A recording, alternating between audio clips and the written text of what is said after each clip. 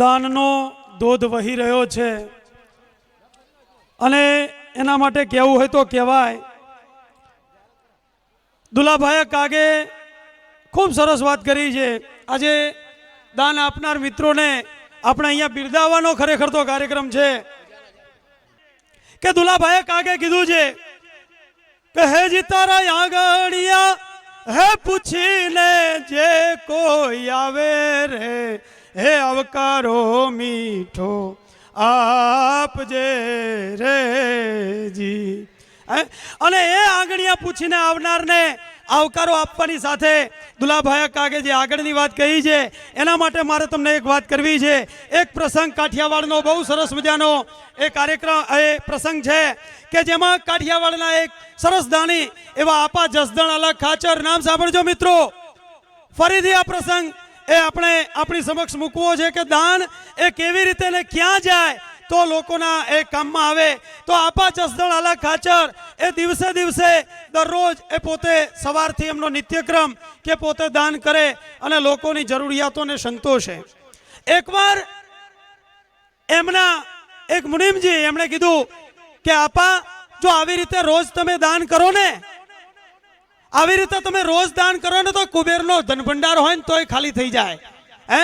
તો કે છે કુબેરનો ધનભંડાર હોય તો એ ખાલી થઈ જાય. અને કે જે માગણ છે ને એ તો કે છે ગોળની માખી જેવા છે, એ ગોળ જે મૂકો અને માખીઓ હાજર થઈ જાય. એવી રીતે કે છે લેનાર લોકો તો આવ્યા કરવાના, આવી રીતે દાન ન કરાય કે છે. આપા જસદણ અલગ ખાચરને એ દિવસે રાત્રે ઊંઘ ન આવી.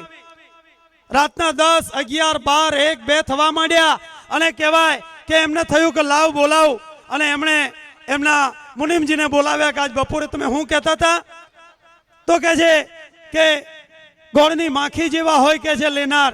તો કે છે એ તો આવ્યા કરે. તો કે છે એમ નહીં, મૂકો તો અત્યારે ગોળ. હાલ કે છે ગોળ મૂકો. કે આપા અત્યારે હાલ 2 વાગે? કે હા.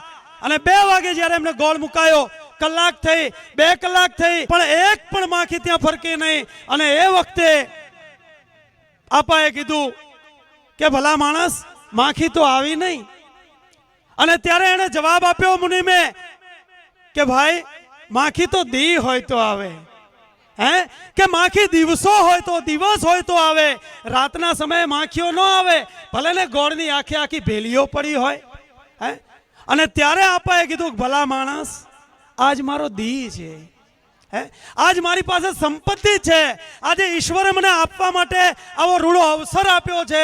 અને આજે નહીં હું આપું તો કાલ મારી પાસે આવશે તો હું શું આપીશ? અને દેનારને કદી આલનાર ઈશ્વર એ કદી ગુણો રહેવા દેતો નથી. અને એટલા માટે દુલાભાઈએ કીધું કે તારો દિવસ પૂછીને દુખિયા આવે તો એને તું એ બને તો થોડું આપજે. તો આવા આપણા દાતાશ્રી એ ત્રિકમભાઈ જમનાદાસ પટેલ કે જે ભગત પરિવાર, એમના તરફથી આપણી સંસ્થાને માતબર રકમ એ 11 લાખ રૂપિયા આપવામાં આવે છે. જોરદાર તાળીઓથી એમના પ્રયત્નને આપણે વધાવી લઈશું.